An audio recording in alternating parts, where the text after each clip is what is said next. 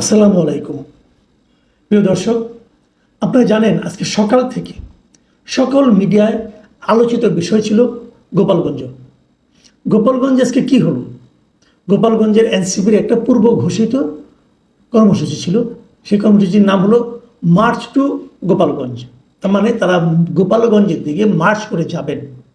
এটা নিয়ে নানা ধরনের কথাবার্তা ছড়িয়েছে সোশ্যাল মিডিয়ায়, নানাভাবে মানুষকে উত্তেজিত করা হয়েছে এবং আমরা দেখেছি কোথাও কোথাও এরকম বলা হয়েছে যে সেখানে যে নাকি, আমি বিভিন্ন সোশ্যাল মিডিয়ার কথা বলছি, যে অনেকে আমাকেও প্রশ্ন করেছে যে গোপালগঞ্জে যে কি তারা বঙ্গবন্ধুর মাজার ভেঙে দেবে।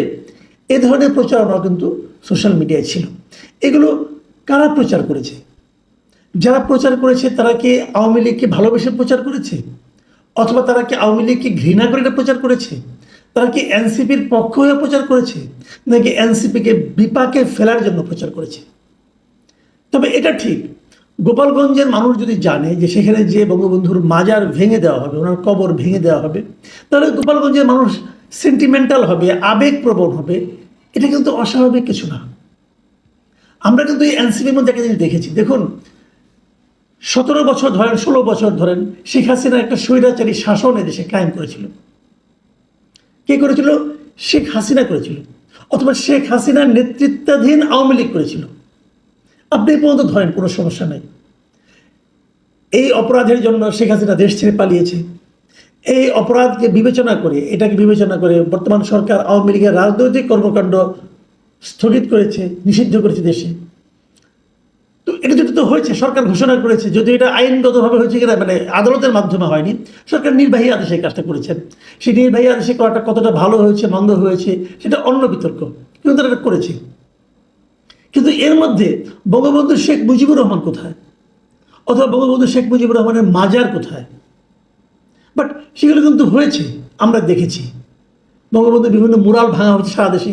সারা দেশ থেকে বঙ্গবন্ধু শেখ মুজিবের নামটাকে, ওনার বিভিন্ন চিহ্নকে নিশ্চিহ্ন করার একটা প্রবণতা কিন্তু আমরা এই সরকারের মধ্যেও দেখেছি এবং এনসিপির নেতাদের মধ্যেও দেখেছি।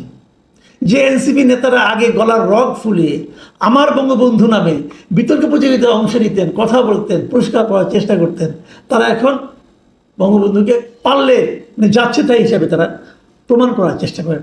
সেটা যেটাই হোক, এখন এইরকম একটা পরিস্থিতি আগেই ক্রিয়েট করে যখন এনসিপির লোকজন গোপালগঞ্জে যায় মিটিং করতে, তো সেখানে গণ্ডগোল হবে এটাই কিন্তু মানুষের সাধারণ একটা ধারণা। কারণ তারা যাওয়ার আগের থেকে আমাকে বিভিন্ন জন সকাল থেকে ফোন করছিলেন যে ওখানে কী হচ্ছে, গোপালগঞ্জে কী হচ্ছে। শেষ পর্যন্ত কী হয়েছে? শেষ পর্যন্ত গোপালগঞ্জে এনসিপি সেই সমাবেশকে কেন্দ্র করে সংঘর্ষ হয়েছে, হামলা হয়েছে, 3 জন লোক মারা গেছে।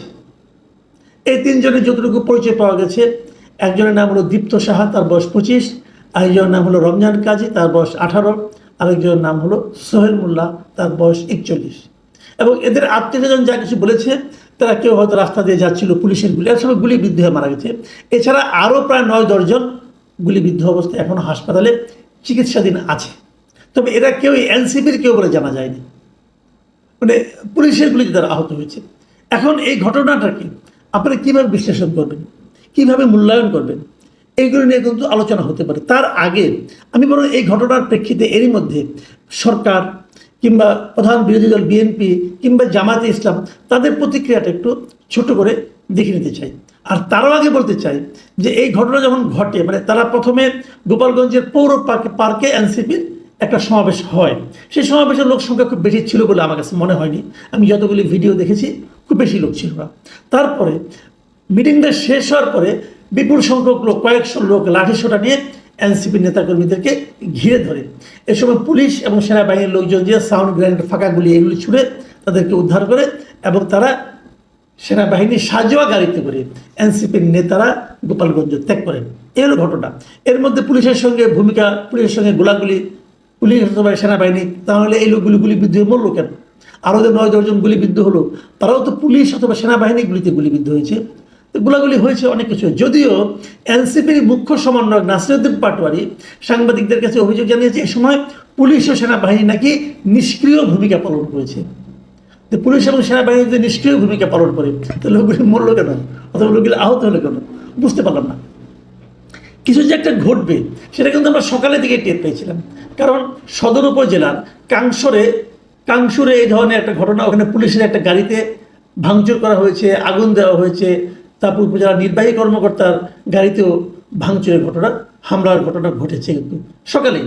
তারপরে এই মিটিংটা আমি বুঝলাম না প্রশাসন কেন করতে দিল, দরকার তো কোনো ছিল না। মিটিংয়েরও তেমন কিছু হয়নি, এটা তো অন্যভাবে হতে পারতো, কিন্তু মারামারি ঘটাতে হবে, ভাঙচুর করতে হবে, লোকজন মরতে হবে। প্রশাসন যখন কোনো মিটিংয়ে 144 জারি করে, নানা রকম পরিস্থিতি বিবেচনা করে, প্রশাসন কি জানতো না এখানে যে এরকম একটা ঘটনা ঘটতে পারে? জানা উচিত ছিল। আমি প্রশাসনের ভূমিকা কিন্তু সমালোচনা করা প্রয়োজন বলে মনে করি। আসলে আমরা দেখি মির্জা ফখরুল ইসলাম আলমগীর কি বলেছেন। মির্জা ফখরুল ইসলাম আলমগীর এনসিপির কর্মসূচিকে হামলাটাকে ন্যাক্কারজনক বলেছেন এবং হামলাকারীদের দ্রুত গ্রেপ্তারের জন্য আহ্বান জানিয়েছেন।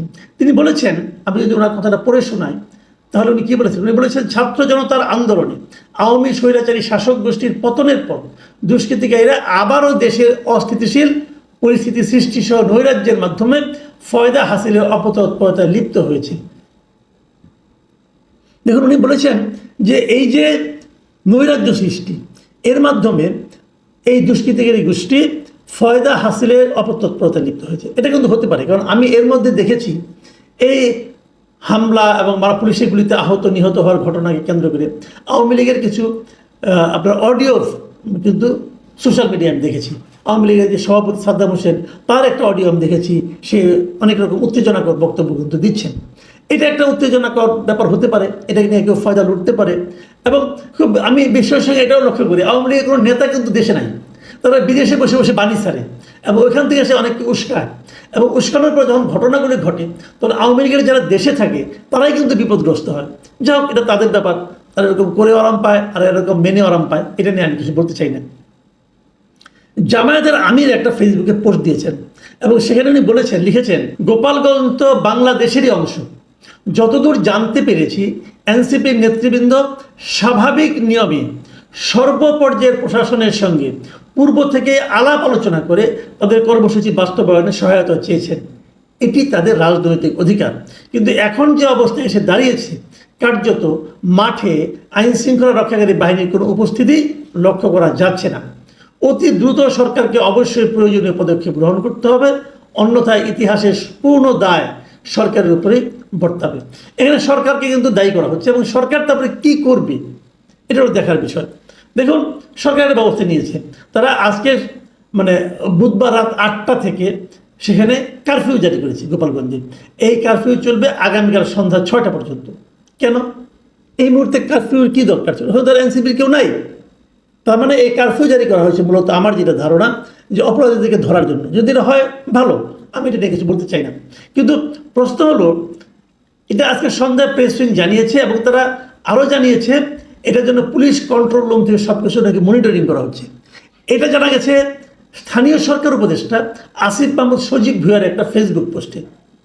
আসিফ মাহমুদ সজীব ভুঁইয়া লিখেছেন, জীবন মৃত্যুর মতো পরিস্থিতি না হলে সাধারণ জনগণ কেউ ঘর থেকে বের হবেন না। ওখানকার যারা আছেন তারা কেউ ঘর থেকে বের হবেন না আপনারা, যদি জীবন মৃত্যুর মতো অবস্থা না হয়। সব আইন শৃঙ্খলা রক্ষাকারী বাহিনীর সদস্য সংখ্যা বাড়ানো হয়েছে। নিষিদ্ধ সংগঠনের সন্ত্রাসীদের ... ভেঙে দেওয়া হবে। এই ... বলতে কি বোঝানো হয়েছে? আপনি কি ভেঙে দেবেন? আস্তানা ভেঙে দেবেন? সেটা হলে ভালো, নাকি অন্য কিছু ভেঙে দেবেন জানি না, নাকি কারো ঘাড় ভেঙে দেবেন তাও বলতে পারবো না। এবং ওখানে আরও লিখেছেন, পুলিশ কন্ট্রোল রুম থেকে সব কিছু মনিটরিং এবং প্রয়োজনীয় দিক নির্দেশনা দিচ্ছেন স্বরাষ্ট্র উপদেষ্টা, তার সঙ্গে যুব ও ক্রীড়া উপদেষ্টা সহ আইন শৃঙ্খলা রক্ষাকারী বাহিনীর প্রধানগণ। আইন শৃঙ্খলা রক্ষাকারী বাহিনীর প্রধানগণ নির্দেশনা দিচ্ছেন, কোনো আপত্তি নেই। স্বরাষ্ট্র উপদেষ্টা দিচ্ছেন, তাও কোনো আপত্তি নেই, ওনারই তো মন্ত্রণালয় উনি দিবেন। কিন্তু এখানে যুব ক্রীড়া উপদেষ্টার কাজটা কি? আসিফ মাহমুদ সজীব ভুঁইয়ার কাজটা কি? উনি কি এ ধরনের আইন শৃঙ্খলা রক্ষার জন্য অনেক অভিজ্ঞতা প্রাপ্ত কোনো ব্যক্তি? ওনার কি এই বিষয়ের উপর বিশেষ কোনো ট্রেনিং আছে? নাই। এটা কি ওনার মন্ত্রণালয়ের মধ্যে পড়ে? তাও পড়ে না। তাহলে উনি কেন? উনি কি অনেক অভিজ্ঞ একজন ব্যক্তি? না, তাও তো নয়।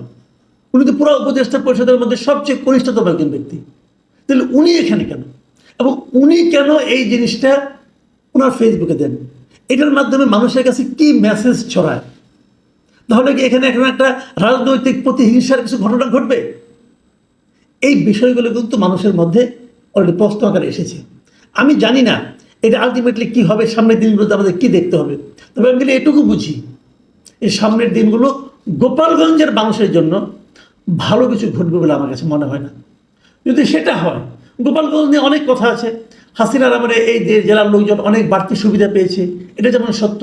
তার আগে দেখেছি বিএনপি আমলে বগুড়ার লোক বাড়তি সুবিধা পেয়েছে, এটাও সত্য।